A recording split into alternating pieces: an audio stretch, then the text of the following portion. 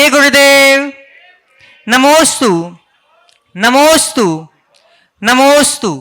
चलते हैं ऐसी पावन धरा पर। आज जहाँ श्री विद्या प्रमाण गुरुकुलम और विद्यासागर प्रबंध विज्ञान संस्थान का यहाँ पर जो एक ज्ञान यज्ञ शुरू हो गया है, ऐसी इस पावन धरा से हम सब गुरु चरणों में चलते हैं और आज का शंका समाधान का सत्र प्रारंभ करें।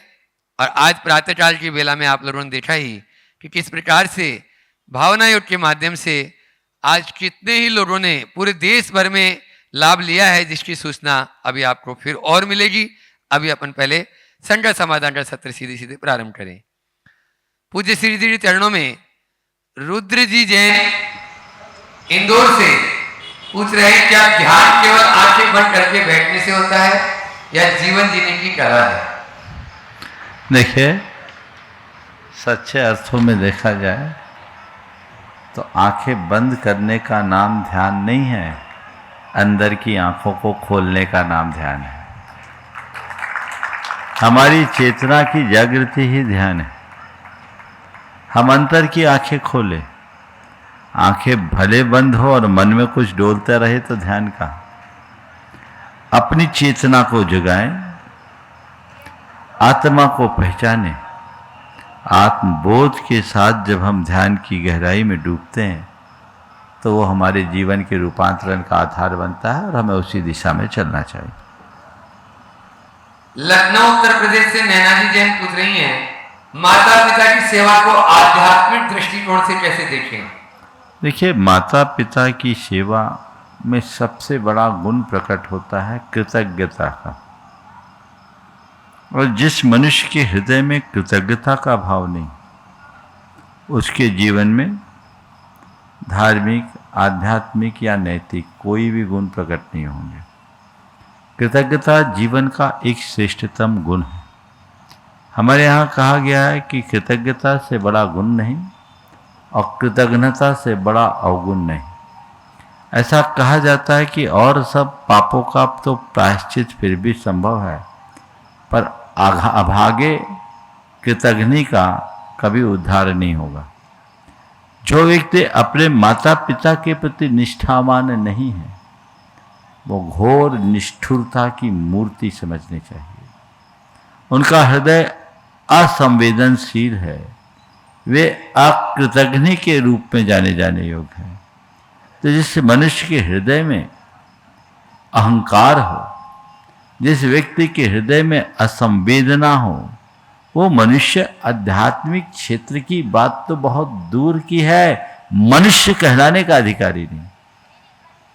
इसलिए हर मनुष्य को अपने माता पिता के प्रति पूरे जीवन कृतज्ञ रहना चाहिए, क्योंकि उन्होंने हमें जन्म दिया है, जीवन दिया है, संस्कार दिया है। हमारे शरीर का एक एक बूंद खून उनकी ही कृपा का प्रसाद है। उसे ध्यान में रखते हुए हमें अपने जीवन की धारा आगे बढ़ानी चाहिए।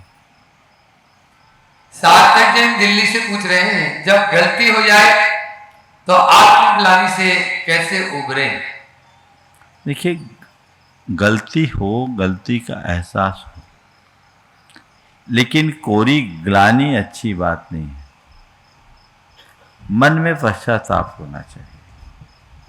ग्लानि और पश्चाताप में बड़ा अंतर है। ग्लानि एक प्रकार का अफसोस है, लेकिन पश्चाताप अंदर का रिपेंटेंस है, जो हमें उस प्रकार की गलतियों और दोषों के प्रति भविष्य के लिए सावधान भी करता है। हम अपने द्वारा कोई गलतियां हों, गलतियों का एहसास करें, उनकी पुनरावृत्ति न करने का संकल्प लें कि हम अपने जीवन में उन्हें कभी नहीं दोहराएंगे, और प्रायश्चित करके उसकी शुद्धि करें। हर दोष को प्रायश्चित के बल पर शुद्ध किया जा सकता है। कृष्ण जैन राजगढ़ से पूछ रहे हैं, स्वयं को प्रेरित रखने के लिए क्या करें जब सब निराश हो? देखिए, जब सब तरफ से निराशा हो, उस समय आदमी को प्रेरणा की जरूरत होती है। और दूसरों की प्रेरणा से ज़्यादा बड़ी स्वयं की प्रेरणा होती है। स्वयं को प्रेरित करने के लिए, सेल्फ मोटिवेशन को बनाए रखने के लिए व्यक्ति को 4 बातें ध्यान में रखना चाहिए। सबसे पहले अपना आत्मविश्वास मजबूत रखना चाहिए।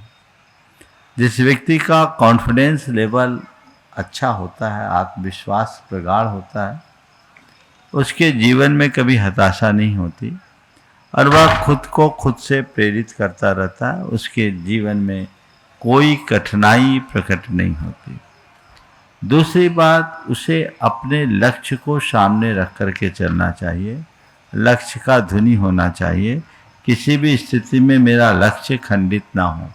जब लक्ष्य सामने होता है, लक्ष्य की धुन लगी रहती है, तो व्यक्ति फिर उसी के पीछे लगता है, आगे बढ़ता है, सोचता ही नहीं। तीसरी बात, अपने आप को मोटिवेटेड बनाए रखने के लिए हमें अपनी सोच को सकारात्मक बनाना चाहिए। सकारात्मक अगर सोच बनी रहे तो हमारे अंदर वह भाव प्रकट होगा जो हमें खुद को उत्प्रेरित करेगा। और चौथी बात है, हमें अपने हृदय में अपने संकल्पों के प्रति समर्पित रहना चाहिए। मजबूत संकल्प लें।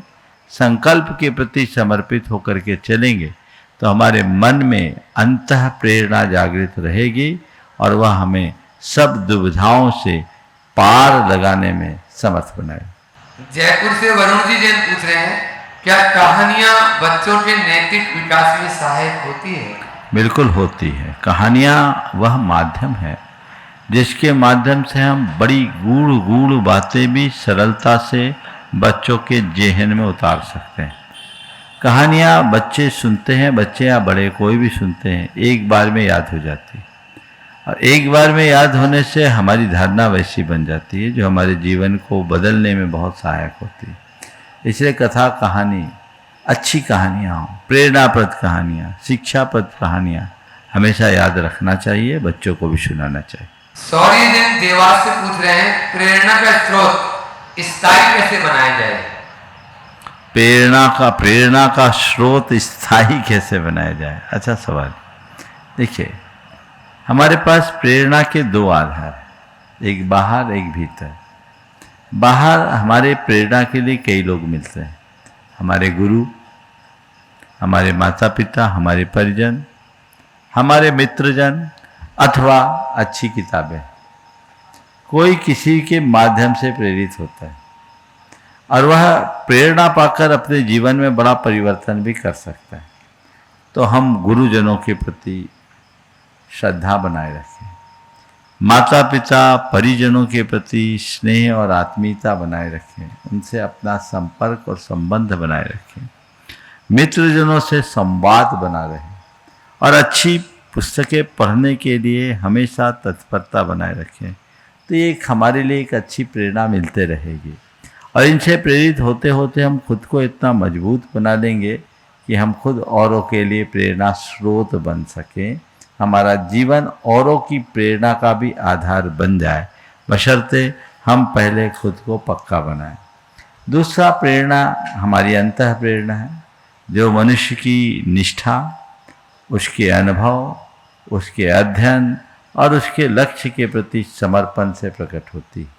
तो ये चीज़ें अगर हम अपने मन में जगाते हैं तो हमारे जीवन को सुनिश्चित बेहतर बनाती है। हमें उस दिशा में सतत प्रयत्नशील रहना चाहिए। ग्वालियर से मानसी श्रीवास्तव पूछ रही हैं, धर्म को व्यवहार में उतारना कैसे संभव है? धर्म को व्यवहार में उतारना कैसे संभव है? धर्म तो व्यवहार में ही उतरने की चीज़ है। जो व्यवहार में न उतरे वो धर्म कहाँ? धर्म की बातें हैं। धर्म क्या है? जो धारा जाए वो धर्म। जिसे धारण किया जा सके वो धर्म है। तो हम धारण करें जिससे धर्म को उद्धार कर हम अपने जीवन का उद्धार कर सके, अपने आप को आगे बढ़ा सके। तो हम जो भी बातें धर्म की पढ़ते हैं, समझते हैं, उन्हें गहराई से समझें और जितना बन सके उतना अपने जीवन व्यवहार में उतारने की कोशिश करिए। बात सत्य है कि जितनी बातें हम धर्म के विषय में पढ़ते हैं, सुनते हैं, समझते हैं, उतनी बातें हमारे व्यवहार में नहीं भी उतरे कोई ज़रूरी नहीं है। लेकिन कदाचित वह ना भी उतरे तो कम से कम हमारा ध्येय तो बने, कुछ अंश तो उतरे, एक कदम तो चले, एक एक कदम चलते चलते हम हजारों मील की यात्रा कर सकते हैं। हजारों मील की चर्चा करने वाला एक कदम भी नहीं चल पाता। इस बात को हम सदैव याद रखें। तो भूमिका अनुरूप हम जहाँ जितना जैसा संभव है वैसा प्रयत्न करते रहें, धीरे धीरे जीवन में बदलाव आएगा। जारसुगुड़ा से ईशिता जैन पूछ रही हैं, जो एक साधक है, कैसे जाने कि हमारी साधना सही दिशा में जा रही है? बहुत गंभीर सवाल है। हम कैसे जाने कि हमारी साधना सही दिशा में जा रही है? मैं आप सबके अनुभव की एक बात करता हूँ। आप लोग कपड़ा धोते हैं, कपड़ा धोते समय एक कैसे जानते हैं कि कपड़ा का मैल छूट रहा है कि नहीं? बोलो। कपड़ा धोने का अनुभव है ना। आजकल तो वॉशिंग मशीन में सीधे डाल देते हैं, धुला धुलाया कपड़ा आ जाता है। लेकिन फिर भी जो हाथ से धोने का अनुभव है, अनुभव तो सबको होगा। तो कपड़ा धोते समय कपड़ा धो रहे हैं, मैल छूट रहा है, इसका अनुभव कैसे है? हाँ, उससे निकलने वाले झाग को देखकर लगता है कि मैल कट रहा है कि नहीं कट रहा है। झाग अगर ठीक तरीके से नहीं उठ रहा, इसका मतलब मैल अभी नहीं कटा। देखिए, एक बहुत गहरे अनुभव की बात आप सबसे बता रहा हूं। कपड़ा का मैल निकला है या नहीं निकला, इसका आभास केवल इस बात से होता है कि झाग छूटा है या नहीं, झाग निकला है या नहीं। बस मेरी साधना फली है या नहीं, मेरे मन का मैल निकला है या नहीं। साधना फली यानी मन का मैल निकला। तो मन का मैल निकला है या नहीं निकला, इसका पता कैसे होगा? अगर चित्त में आनंद और प्रसन्नता की झाग है तो समझ लेना मन का मैल निकला है और मेरी साधना सही दिशा में। और इतनी साधना, तपस्या, आराधना करने के बाद वही मायूसी, वही बेबसी, वही लाचारी, वही उद्विग्नता, वही नकारात्मकता, तो फिर काहे की साधना? साधना क्रिया नहीं है, जीवन के रूपांतरण का विज्ञान है, अपने आप को अंदर से बदलने का माध्यम है। वो हमें अपनाना चाहिए। देखिए कि मैं साधक बना हूं, आगे कितना बढ़ा, मेरे भाव परिणाम कैसे, मेरे अंदर का हो भाव कितना बढ़ा, मेरे चित्त की प्रसन्नता कितनी बढ़ी। ये बात है जब मन मस्तिष्क में अंकित होती है तो चीजें बहुत सहज हो जाती। विजयवाड़ा से पूछ रहे सुमित जी जैन, जब मित्र गलत दिशा में जाए तो उसे रोकने का सही तरीका क्या है? देखिए, मित्र गलत दिशा में जा रहे हैं तो उसे रोकने का तरीका, सच्चा मित्र कौन है? जो अपने मित्र को सही रास्ते पे लगा। जा रहा है तो जाने दो, ऐसा कभी नहीं होना चाहिए। यदि सच्चे अर्थों में आपकी मित्रता है तो आपको उसे बड़ी आत्मीयता से बात करनी चाहिए, अपना संवाद स्थापित करना चाहिए और कहना चाहिए कि भाई, जिस रास्ते को तुम अंगीकार कर रहे हो वो कतई उचित जैसा नहीं लगता, इसलिए तुम्हें रास्ता बदलना होगा। देखिए, गलत रास्ते पर जाने वाले मित्र को रास्ते पर लाने का एक प्रसंग सुनाता हूँ। 3 मित्र थे जो बचपन से एक बेंच में बैठ के पढ़े। तीनों बड़े मेधावी थे। 2 अपने पैतृक गांव में रह गए, एक बाहर पढ़ने गया।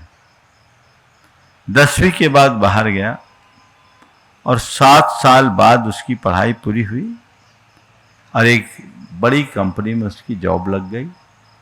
बाकी जो 2 मित्र थे वो अपने स्थानीय कॉलेज में पढ़े, व्यावसायिक पृष्ठभूमि से जुड़े थे, अपने पारिवारिक व्यापार से जुड़ गए। व्यापार आदि दृष्टि से तो सब ठीक था, लेकिन जब वो मित्र पढ़ कर के आया, देखा तो दोनों के दोनों मित्र शराब पीने के आदी हो गए। अपने मित्रों को शराब पीता देख आगंतुक मित्र को बड़ा बुरा लगा, बहुत दुख भी हुआ। उसने कहा, भाई मुझे बहुत दुख है कि हम लोग इतना अच्छे से रहते थे, इतना अच्छा जीवन जीते थे, और तुम आज किस चक्कर में आकर के इसके शराब के आदी हो गए। मित्रों ने कहा क्या फ़र्क पड़ता भाई, थोड़ा बहुत एंजॉय करना चाहिए ना, सब करते हैं, करो, क्या फ़र्क पड़ता है। मित्र ने कहा तुम्हारे लिए कोई फ़र्क ना पड़े, मेरे लिए तो बहुत बड़ा फ़र्क पड़ता है। मेरे जीवन की सबसे बड़ी पूंजी मेरा चरित्र है और मैं अपने चरित्र में किसी भी प्रकार का दाग नहीं लगा सकता, और मैं चाहता हूँ तुम्हारा चरित्र भी बेदाग है, बेदाग रहे। मैं तुम्हारे दागदार चरित्र को देख नहीं पा रहा। तुम लोग भी अपने आप को मोड़ो, दिशा मोड़ो, और मैं एक बात तय करता हूँ, या तो मेरे साथ दोस्ती छोड़ो या शराब छोड़ो, चूज करो क्या करो। मैं दोस्ती छोड़ना नहीं चाहता, मैं तुम्हारी शराब छुड़ाना चाहता हूँ। जिनके साथ तुमने अभी तक दोस्ती की और जिस चक्कर में तुम ये किए, ये ठीक नहीं है। अंतरंग लगाव तो उन लोगों का था ही, दोस्त के ऐसा आग्रहपूर्ण व्यवहार करने से उन सब का हृदय उद्वेलित हुआ। उन लोगों ने शराब छोड़ दी कि माफ़ करना, हम लोग अकेजनली लेने लगे थे, लेकिन तुमने सही समय पर सही दिशा बोध दिया, अब हम ऐसा नहीं करेंगे। तो चीज़ें बनती है, बदलती है। यदि हमारे अंदर वैसी दृष्टि विकसित हो जाए तो कोई मित्र है गलत दिशा में जा रहा है, हम उसे अच्छी प्रेरणा दें। सीधे प्रेरित हो सके तो सीधे प्रेरित करें। कई बार ऐसा होता है, कई मित्रों को सीधी सीधी बात अच्छी नहीं लगती, वो मित्र भी अमित्र बन जाता है, शत्रुता में परिवर्तित हो जाता है। तो हमें ऐसी स्थिति भी निर्मित नहीं करना, उसे प्रेम आत्मीयता से समझाकर युक्तिपूर्ण तरीके से किसी भी तरीके से रास्ते पे लाने का प्रयत्न करना चाहिए।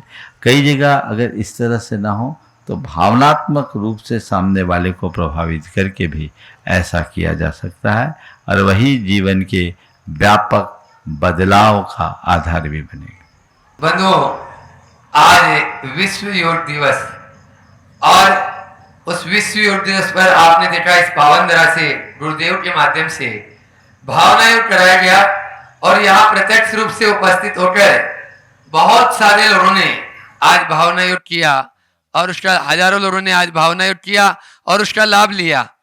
निश्चित रूप से भावना योग किसी पंथ समुदाय आदि से नहीं, आज आपने देखा भी यहाँ पर सुबह जो महामंडलेश्वर आए थे तो उनके माध्यम वो भी आज यानी इसमें शामिल हुए, और अनेक मतलब सभी समुदाय के वर्ग के लोग यहाँ पर आज शामिल हुए।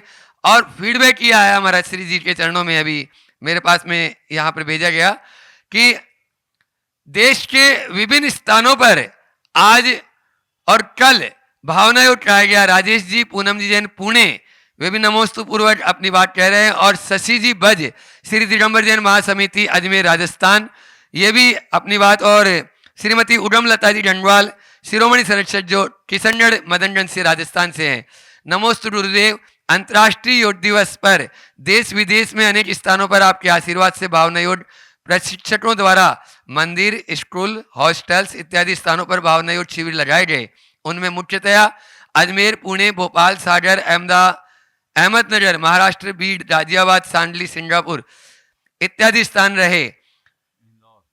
इंदौर भी और भोपाल में भी आज हमने देखा, और भी अनेक स्थानों पर लगे हैं। गुरुदेव, मेरा प्रश्न है कि आगे के सभी प्रशिक्षकों के लिए आपका क्या मार्गदर्शन है।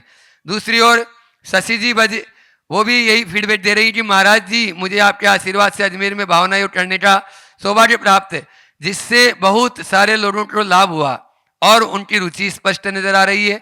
इसको आगे करने की, किसी के जीवन में अच्छा बदलाव आ सके, इसके लिए हमें क्या करना चाहिए।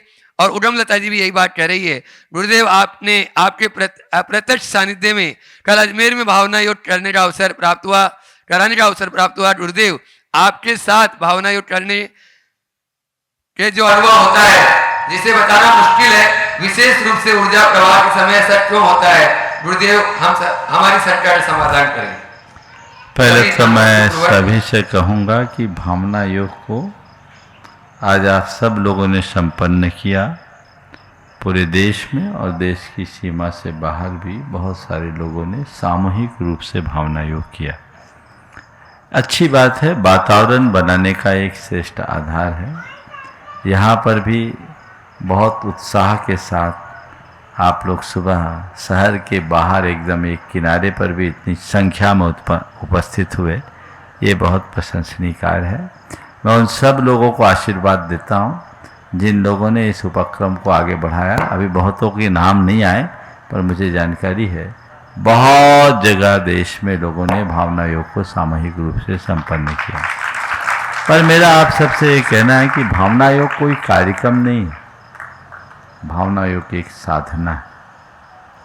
कार्यक्रम तो एक दो दिन कर लिया, काम खत्म। इसे कार्यक्रम मत बनाइए, इसे साधना बनाइए, इसे अपने नियमित अभ्यास का हिस्सा बनाइए। हजारों लोग नियमित भावना योग के अभ्यासी हैं, जो नियमित अपने जीवन में भावना योग करते हैं और उनका उनके जीवन में बड़ा प्रभाव भी दिखता है। अभी एक युवक में यहाँ बैठा था, अपनी धर्म पत्नी के साथ आया था। यहाँ है क्या? चले गए क्या? सौरभ चला गया? वो नहीं, दूसरे। अभी एक आके कहा कि महाराज जी हमारी धर्म पत्नी ब्लड कैंसर से पीड़ित थी, नियमित भावना योग की, आज ही डॉक्टर से सम्मति लेकर आए, सारी बातें क्लीन हो गई, ठीक हो गई और डॉक्टर ने कह दिया अब दवाई की भी ज़रूरत नहीं। तो ये शरीर के लिए, मन के लिए और आत्मा के लिए, तीनों के लिए जिससे लाभ मिलता है, हमें ये अभ्यास करना चाहिए और इसके लिए पूरे देश में एक जागरूकता लानी चाहिए। इसकी प्रभावना करने की जिम्मेदारी आप लोगों की है। आप लोगों के साथ बस महाराज आ गए या किसी ने कार्यक्रम कर दिया तो आपने कर लिया, ये पर्याप्त नहीं है। आपको चाहिए कि आप भावना योग के खुद अभ्यासी बनिए, भावना योग के विषय में अधिक से अधिक जानकारी प्राप्त कीजिए और हर व्यक्ति को उसके विज्ञान के साथ उसके विषय में बतलाइए, ताकि उसके मन में श्रद्धा जगे, अभिरुचि पैदा हो और वो उसमें लगे, तब परिणाम आएगा। ऐसे आधे अधूरे मन से कोई करता है, कोई नहीं करता। मनुष्य के साथ सबसे बड़ी विडंबना यह है उसका प्रमाद, आलस। सब चीज़ें जानने के बाद भी ठीक है कौन करे, तो कुछ नहीं होगा। अपने जीवन के प्रति गंभीर बने और ऐसी बातों से अपने आप को बाहर निकालें, तब कहीं जाकर हम अपने जीवन में व्यापक बदलाव घटित कर सकेंगे और कुछ अच्छा करने में समर्थ हो सकेंगे। इसलिए मैं आज विश्व योग दिवस के अवसर पर कहना चाहूँगा, जितने लोग भी मुझे सुनते हैं वे भावना योग को जन जन तक पहुँचाने का संकल्प लें।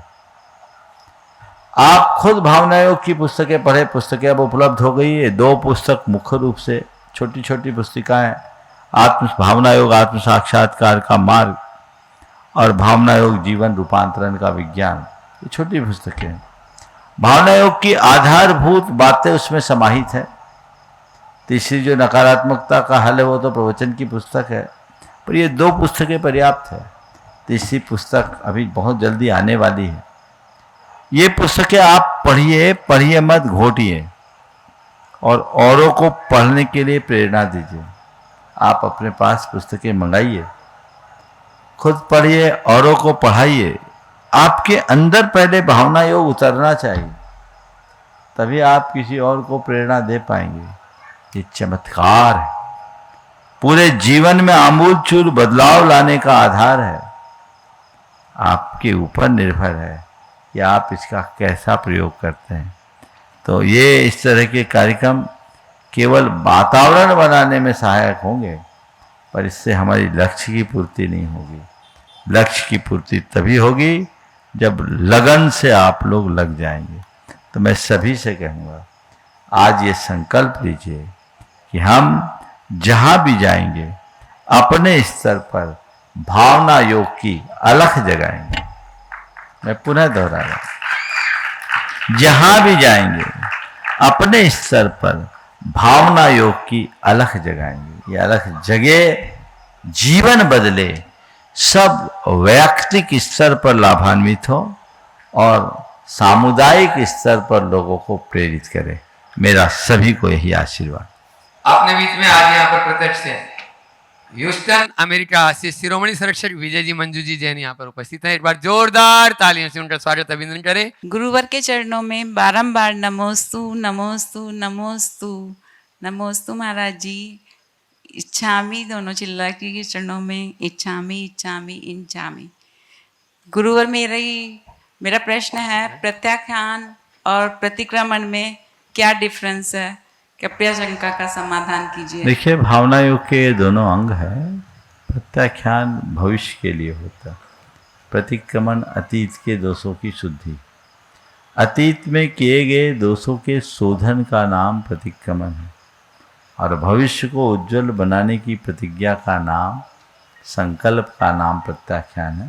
अथवा भविष्य में मुझसे कोई दोष न हो, इस सावधानी का नाम प्रत्याख्यान है। दोनों में अंतर। नमोस्तु गुरुवर, नमोस्तु नमोस्तु। शशि जी जैन गुड़गांव। महाराज जी, मेरा प्रश्न है स्त्रियों को मोक्ष क्यों नहीं होता, जबकि मोक्ष तो आत्मा को होता है, तो स्त्री और पुरुष में ये क्यों डिफरेंस? पहला सवाल ये है कि ये सवाल उठता क्यों? स्त्रियों को मोक्ष क्यों नहीं होता? तो क्या पुरुषों को मोक्ष होता है? क्या पुरुषों को मोक्ष होता है? अगर पुरुषों को मोक्ष होता तो सब पुरुषों को मुक्त हो जाना चाहिए। ऐसा है क्या? नहीं, ये सवाल ही गलत है। आप शरीर को देख रही। सच्चे अर्थों में मोक्ष न तो स्त्री को होता है, न पुरुष को होता है। मोक्ष उसको होता है जो पूर्णतः निर्गंथ हो जाता है। अगर किसी स्त्री को मोक्ष जाने में बाधा हो रही तो इसलिए नहीं कि वो स्त्री है, केवल इसलिए क्योंकि वो निर्गंथ नहीं हो पा रही। अरे एक पुरुष भी जब तक निर्गंथ नहीं बनेगा मोक्ष नहीं जाएगा। पूर्णतः निर्गंथता, पूर्णतः वितरागता जब तक अभिव्यक्त न हो, मुक्ति कहाँ हो। इसलिए देहाश्रित बात करने की जगह आत्माश्रित बात समझनी चाहिए। ठीक है महाराज। पर्यायगत चीजें ऐसी है जो हर स्त्री खुद समझती।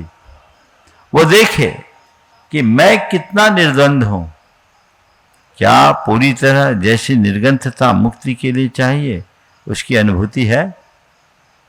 पर्यायगत कुछ सीमाएं ऐसी है जिसे भेदना संभव नहीं, बस वही वेरियर। पर मैं कहूंगा मोक्ष नहीं मिल रहा है इसके लिए मायूस मत हो। मोक्ष मार्ग मिला है, इसका हर्ष मनाओ। नमोस्तु महाराज। आज मोक्ष मार्ग है, कल मोक्ष मिलेगा। दृष्टिकोण ऐसा ही होना चाहिए। नमोस्तु महाराज। नमोस्तु। आचार्य श्री विद्यासागर प्रमाणित पाठशाला के।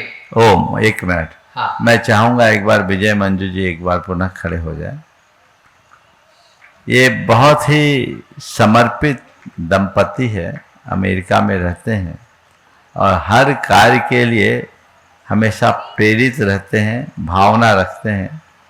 और आज इन्होंने मेरे समक्ष एक बहुत शुभ भाव प्रकट किया है।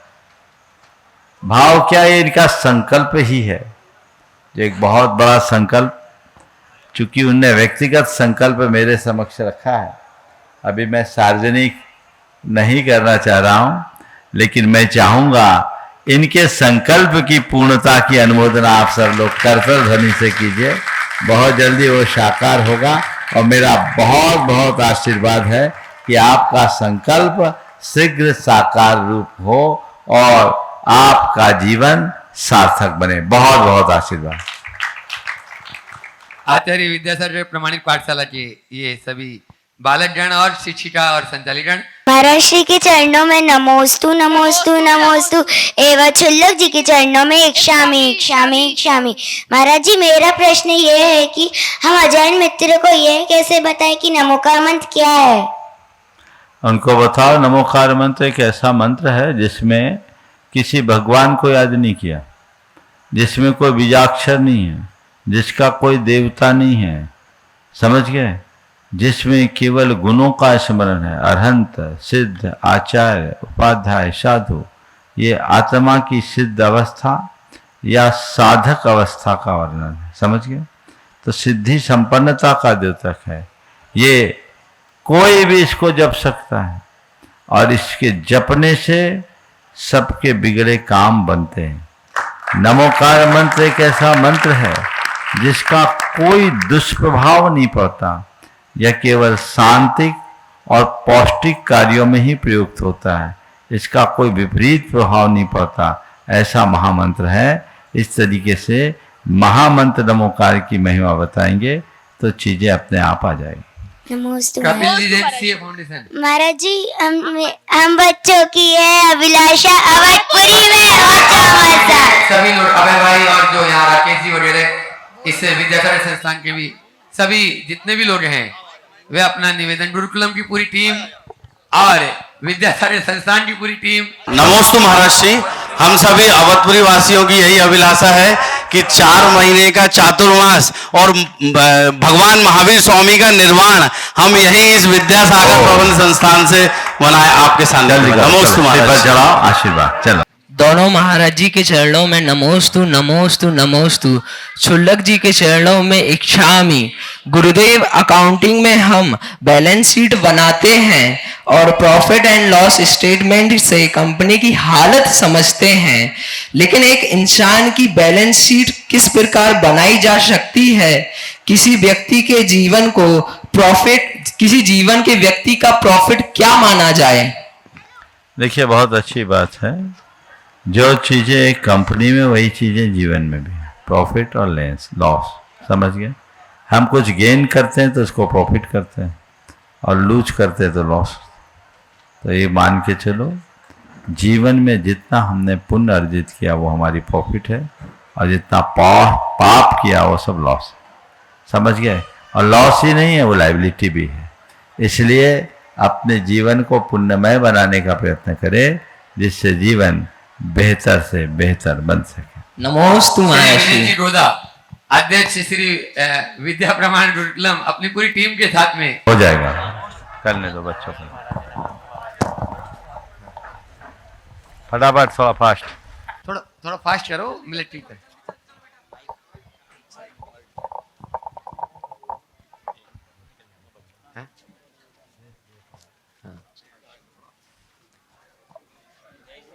इन सभी छात्रों के उत्साह वर्धन के लिए अभी तो छात्र कम है, कल और आ जाएंगे। और अब इनकी जो अध्ययन और ये सब गुणायतन के द्वारा ये सब व्यवस्थाएं बहुत ही अच्छी से चाहिए। और हर बच्चे के आप चेहरे देख रहे हैं, सब बच्चे खुश नजर आ रहे हैं। उनसे हमने भी पूछा कोई दिक्कत कुछ है तो नहीं? बोले नहीं नहीं महाराज जी, हमें तो घर से अच्छा लग रहा है यहाँ पे। इतने अच्छे यहाँ के बच्चों ने जब फीडबैक दिया तो हमें बहुत खुशी हुई कि निश्चित रूप से श्री विद्या प्रमाण गुरुकुलम की टीम बहुत ही तारीफ ताफिल है कि वे बहुत अच्छी यानी व्यवस्था यहाँ पर कर रहे हैं। एक बार जोरदार ताली बजा दीजिए। और मैं चाहूंगा विनीत जी गोदा अपनी बात करें। नमोस्तु महाराज जी। नमोस्तु नमोस्तु नमोस्तु।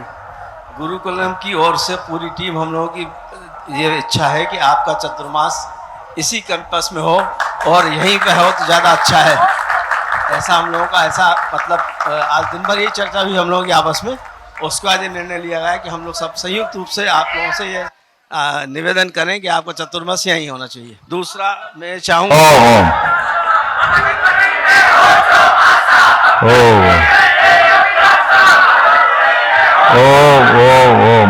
बैठ जाओ, तुम लोग बात मेरे पास आ चुकी है और बिना कहे मैं समझ रहा हूँ। बैठ जाओ सब लोग। हाँ विनोद जी। हाँ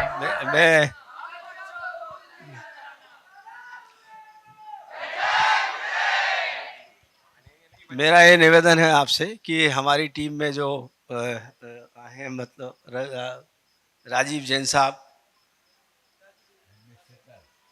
मनीष जैन जी, प्रकाश और दोनों शास्त्री जी, ऋतिक, ज्योति, इनका हम सम्मान करना चाहते हैं क्योंकि इन लोगों ने भी बहुत मेहनत करी है ताकि इन लोगों को भी थोड़ा सा प्रोत्साहन हो। एक बार इन सबको सामने ले आओ।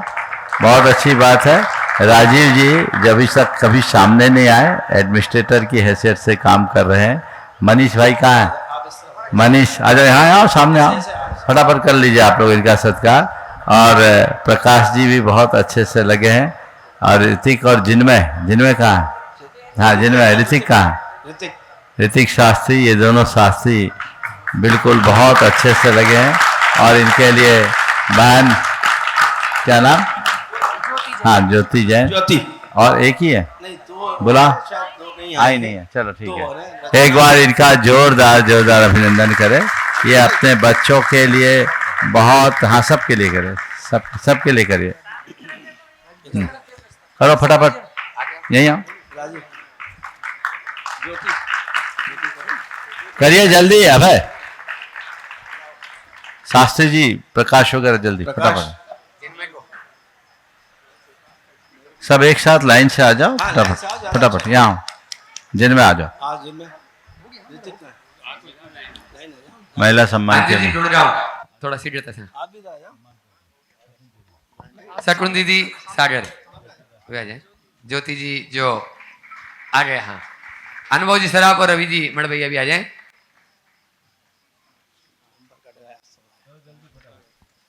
और कुछ बोलना है? बोलने वाला हुआ है, चलो। हाँ, गुरुदेव बारंबार आपके चरणों में नमन और मुनि संघ के चरणों में नमन।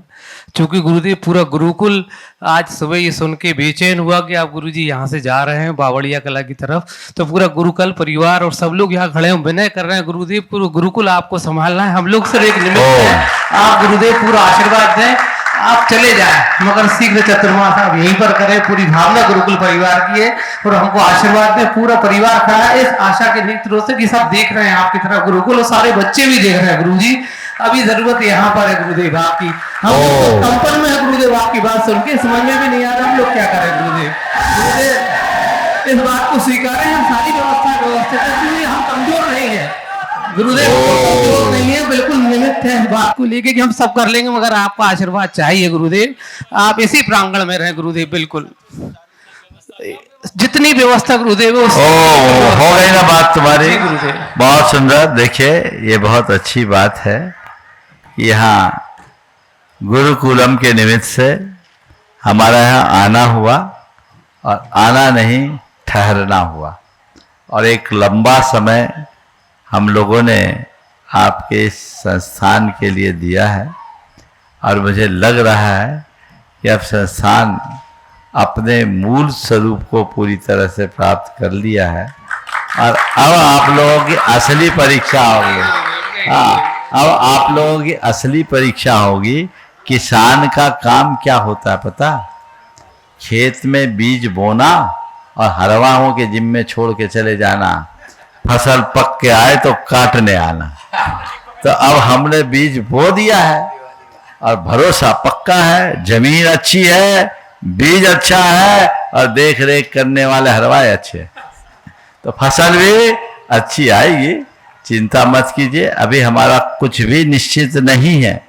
भावनाएं आप लोगों की प्रबल है, पुण्य प्रबल होगा तो शायद ये भी हो जाएगा। लाभ तो सबको मिलना चाहिए। इतना तो तुम लोगों का भाग्य है कि कम से कम भोपाल तो तय कर दिया भैया, नहीं तो अभी गुंजाइश तुम्हारी आजू बाजू की भी है। लेकिन भोपाल में पूरे देश के लिए मैं कहूँगा कि चातुर्मास इस बार का बस अब ज़्यादा समय नहीं है, भोपाल के लिए हमने मन बनाया है, और आने वाले दिनों में जो भी होगी उसकी औपचारिक सूचनाएं आपको मिल जाएगी। बच्चों के लिए भी मैं ये कहूँगा, खूब उत्साह के साथ लगे रहो। जिस भाव के साथ आप लोग यहाँ आए हो उस भाव को साकार करना है, और यहाँ की पूरी जिम्मेदारी मुख्य रूप से जिनके हाथ में इनका प्रशासन है, राजीव और मनीष दोनों आ जाए आगे, साथ में प्रकाश, जिनमें, और आपके ऋतिक शास्त्री भी आगे, इनका भी सत्कार करो। ऋतिक जी रह गए थे, अनुभव भाई करो करो। ये लोग इनके ऊपर दारोमदार हैं, और दो बहनें हैं जो इन बच्चों की माँ बन करके उनकी पूरी सेवा करेगी। कहाँ आ जाओ ज्योति, आप लोगों की जिम्मेदारी है कि इसको ऐसे सुचारू संचालित करे कि किसी को कुछ सोचने की नौबत ही ना आए। पूरी टीम बहुत तत्परता के साथ लगेगी तो परिणाम आएगा। हमारा सभी को बहुत आशीर्वाद है, आप हताश ना हो। अभी हमारा कोई निर्णय नहीं है, जब तक निर्णय नहीं तब तक सब संभावना है। चलो, आतिश जैन जबलपुर तैयार रहे। 6वीं क्लास का बच्चा है और 7वीं क्लास का अर्चित जैन। दोनों मुनिराजों के चरणों में नमोस्तु और क्षुल्लक जी के चरणों में इच्छामि। महाराज जी, मेरा प्रश्न ये था कि आत्मदर्शन के बेसिक को जानने के लिए हमें कौन सी किताब पढ़नी होगी और अपने आचरण में क्या बदलाव करना होगा? आत्मदर्शन के बेसिक को जानने के लिए कौन सी किताबें पढ़ने होगी? चिंता मत करो, यहाँ तुम सबको बेसिक पढ़ाया जाएगा। और यहाँ के पाठ्यक्रम में शास्त्री जी सुन लो, बच्चों को, छोटे बच्चों को तो कुमारशाला शिशुशाला से शुरू करो और बड़े बच्चों को जैन तत्व विद्या से शुरू कराओ, उन्हें घुटवा दो। और इन छोटे बच्चों को अभी 6वीं से 12वीं तक में 6 साल में तो पूरा शास्त्री बना देंगे। आधा घंटा भी रोज पढ़ाएंगे ना तो पूरा हो जाएगा। हमारे सारंश भैया ने पूरा आप लोगों के लिए पूरा पाठ्यक्रम तैयार कर लिया, आज उनसे ले लेना और जो ब्रह्मचारी जी आपको देंगे उसके अनुरूप सारे कार्य संपन्न करना। अतिशय जी जैन अपना प्रश्न करें। दोनों मुनिराजों को मेरा नमोस्तु, क्षुल्लक जी महाराज को इच्छामि। महाराज जी, मेरी शंका ये थी कि आज सुबह जो हमने भावना योग किया था उससे बस सोचने से इतना सारा रोग दर्द वगैरह कैसे नाश हो जाता है? बेटा उसका पूरा विज्ञान है, समझ गया। भावनाओं से हमारे तन मन में बहुत असर होता है। भावनाओं से हमारे शरीर के अंतःस्रावी ग्रंथियां परिवर्तित होती है, हमारे शरीर का न्यूरो ट्रांसमिशन चेंज होता है, समझ गए। हमारे शरीर में अच्छे सुखदायी हार्मोन्स एक्टिवेट हो जाते हैं, तो उससे हमारा शरीर भी स्वस्थ होता है, मन भी स्वस्थ होता है और भाव विशुद्धि बढ़ने से आत्मा भी स्वस्थ होता है। नमोस्तु महाराज जी। किशोर जी बढ़ जाते हैं, ऊपर आ जाएं आप। नमोस्तु भगवान, मेरे को भी एक प्रश्न पूछना है। बोलो बोलो जल्दी बोलो। महाराज जी, जैसे मेरे को IAFS बनना है तो मैं विदेशों में भी अपने जैन धर्म की प्रभावना कैसे कर सकता हूँ? बहुत सुंदर, अभी से लक्ष्य बनाओ, खूब अच्छे से जैन धर्म पढ़ो, समझो, घोटो। और केवल पढ़ने से नहीं, अपने अंदर जैनत्व को आत्मसात करोगे तो तुम्हें देखने मात्र से जैन धर्म की प्रभावना हो जाएगी। वैसा प्रयास करो। सुशीला जी प्रगति नजर 1100 किशोर सवाल है, सवाल है, दे दो। प्रश्न है। दोनों मुनिराजों के चरण में नमोस्तु नमोस्तु नमोस्तु और क्षुल्लक जी के चरणों में इच्छामि इच्छामि इच्छामि। हमारा प्रश्न है महाराज जी, हम लोग में जब कोई बच्चा होता है या कोई ये होता है सोच जो लगता है, उस टाइम हम कोई मुनिराज या क्षुल्लक जी कहीं पे है और उनको उठने में तकलीफ हो रहा है या कोई प्रॉब्लम हो रहा है, तो हम उनका सहायता कर सकते हैं या नहीं? सूतकग्रस्त अवस्था में मुनि क्षुल्लक केलक या साधुओं का स्पर्श कर सकते हैं कि नहीं, भले सेवा के लिए? हाँ, सेवा के लिए। देखो ऐसी प्रॉब्लम आई है अभी। सुनो तो आपका सवाल हो गया। सामान्य रूप से दानादि के कार्य सूतक में नहीं किए जा सकते, ठीक है। लेकिन कोई बीमार है और डॉक्टर ही ऐसा है जिसके घर सूतक हो और डॉक्टर एक ही है, तो क्या कराओगे बोलो? दूसरा डॉक्टर नहीं है तो डॉक्टर तुम्हारा नब्ज पकड़ने आएगा तो पहले पूछोगे कि तुम्हारा सूतक पूतक तो नहीं लगा, बोलो। हाँ, तो ऐसा प्रॉब्लम अभी इसलिए एक नीति है, आपत्ति काले मर्यादा नास्ति। क्या बोला? आपत्ति काले मर्यादा नास्ति, इसका ध्यान रखें।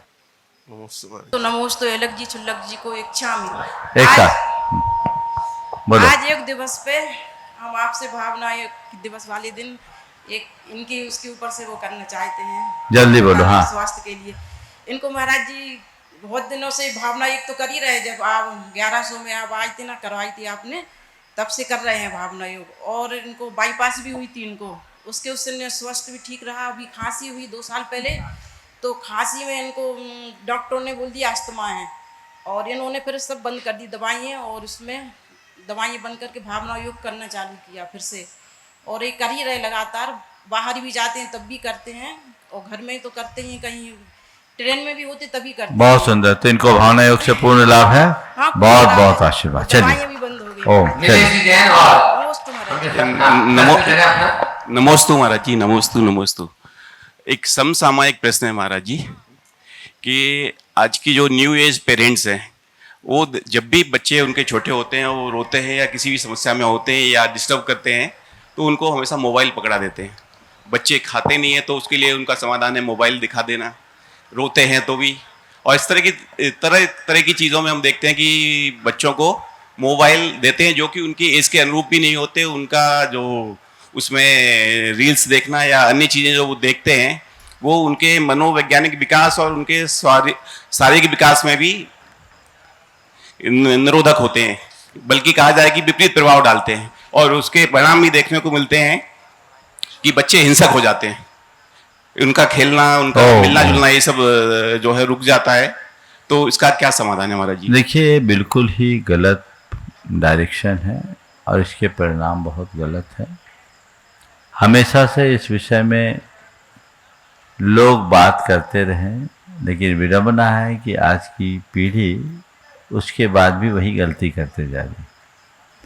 इसे मैं पढ़े लिखे लोगों का पागलपन मानता हूँ, जो बातें समझदारों की करे और व्यवहार पागलों जैसा। आज की पढ़ी लिखी पीढ़ी का कुछ ऐसा ही रवैया मुझे देखने को मिलता है। सब कुछ जानने समझने के बाद भी यदि यही चीज़ हो जाए तो गड़बड़ होगा। इसलिए इन पर हमें ध्यान रखना चाहिए, अभिभावकों में इसकी जागरूकता होनी चाहिए। एक जो सबसे नकारात्मक बात मैंने देखी है कि आज की जो नई पीढ़ी है ना, वो दंपति आजकल ऐसे हो गए जैसे कि उनके बाप दादाओं ने तो कभी बच्चा पैदा ही नहीं किया, यही करने वाले हैं। ये जो सोच है ये बिल्कुल गलत है। उन्हें परंपरागत जो हमारी व्यवस्था है उसे समझना चाहिए। सब चीज़ें केवल YouTube से सीख और समझ करके नहीं चलना चाहिए, क्योंकि उसमें भी बहुत सारी बोगस बातें हैं।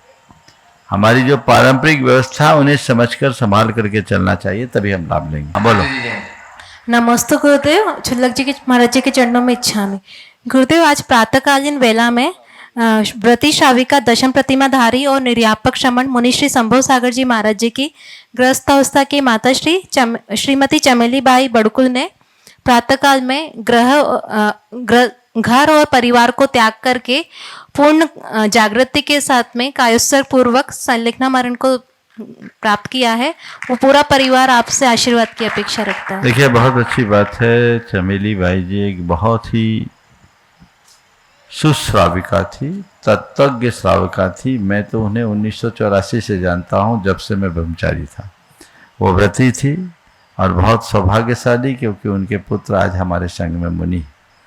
तो आज उन्होंने अपने जीवन के सार को प्राप्त किया, उनने संलेखना धारण की। मुझे सुनकर बेहद प्रसन्नता है। वो मेरे पास जब भी आती थी कहती थी, महाराज आप तो एक ही आशीर्वाद दो कि मेरा समाधि मरण हो, समाधि मरण हो। आज उन्होंने अपने जीवन को कृतार्थ कर लिया। मैं पूरे परिवार को ये आशीर्वाद देता हूँ कि इससे आप अपने जीवन की एक बड़ी उपलब्धि और प्रेरणा के रूप में देखें, जिससे जीवन बेहतर बने और मोक्ष मार्ग को पुष्ट करते हुए सभी आगे बढ़ सके। ओम शांति।